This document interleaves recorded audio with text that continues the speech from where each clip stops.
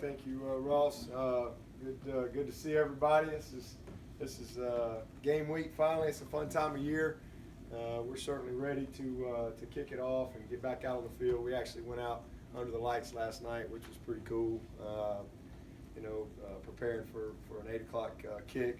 But we've had really good camp, good game prep. It's just kind of there's only so far you can get without going and playing a game, and that's the next step for us is playing an opponent, and then kind of figuring out where we are. I'm excited to see us play and see what we need to do to improve, and that's really our focus is to just get better, one week at a time, one day at a time.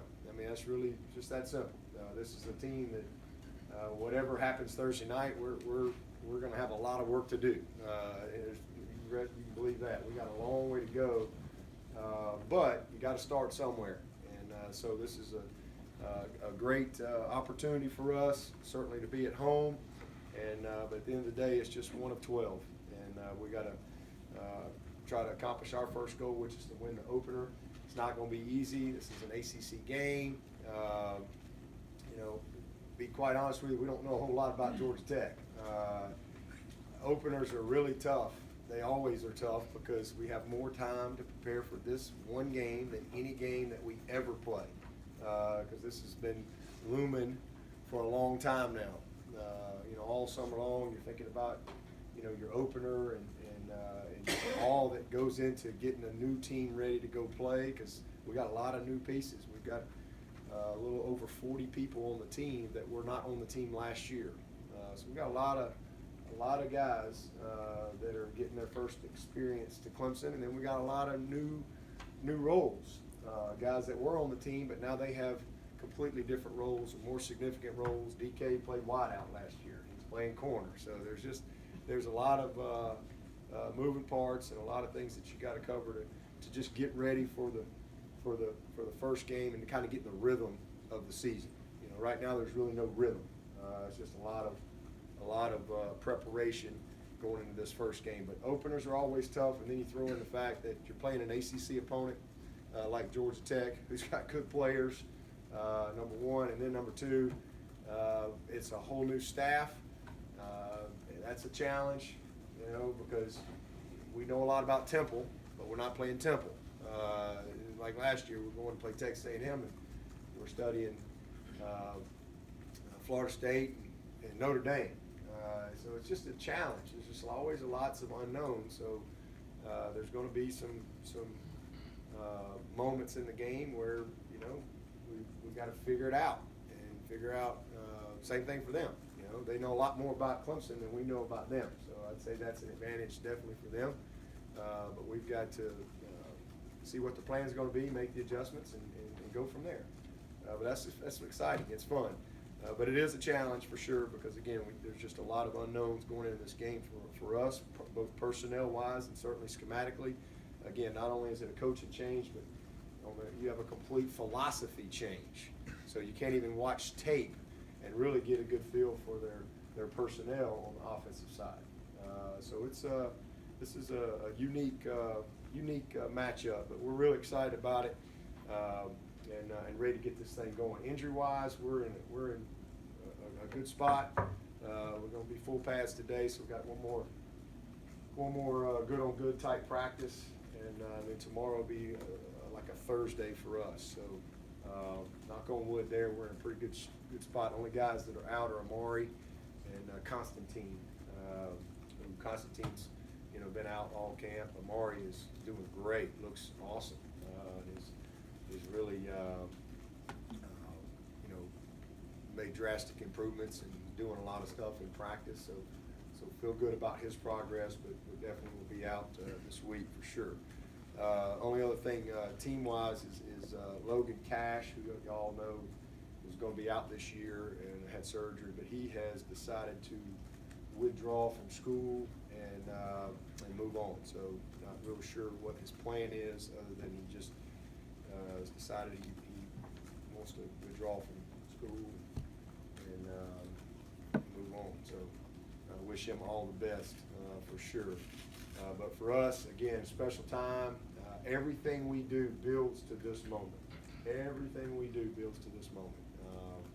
I mean, we started in here last January with a new team and kind of resetting the room and reinstalling the program and so forth.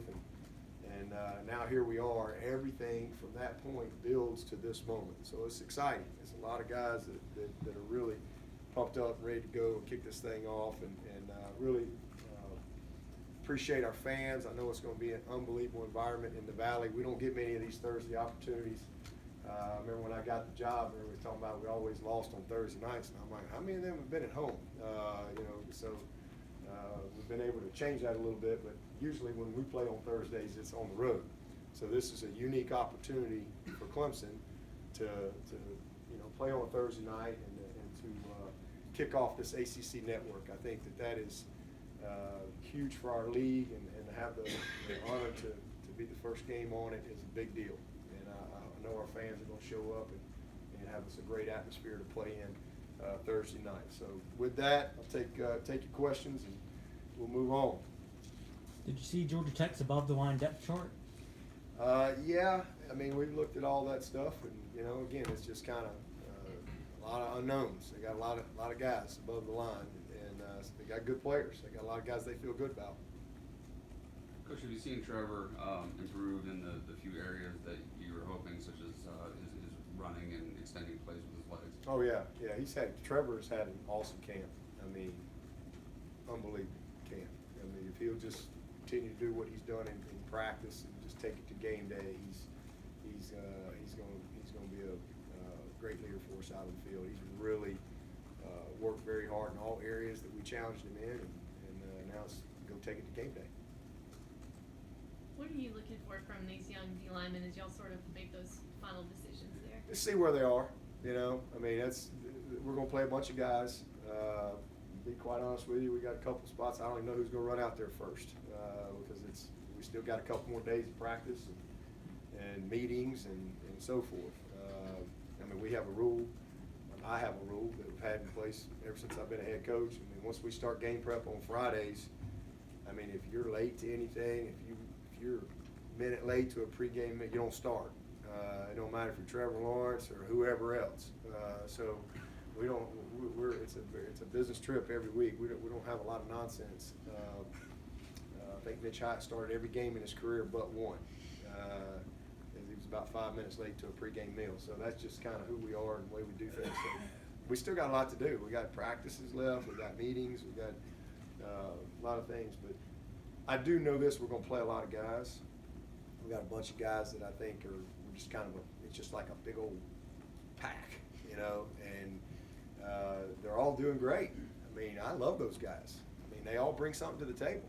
Man, I mean, Xavier Thomas, I mean, that guy's he's a special talent, but he's got to be a in, down out special player, not just a special talent. He's really made a ton of progress in camp. Justin Foster, he's just an old salty dog, man. He's just steady. You just count on him. He's tough. He's got, that's our two most experienced guys. Logan Rudolph, oh my Lord.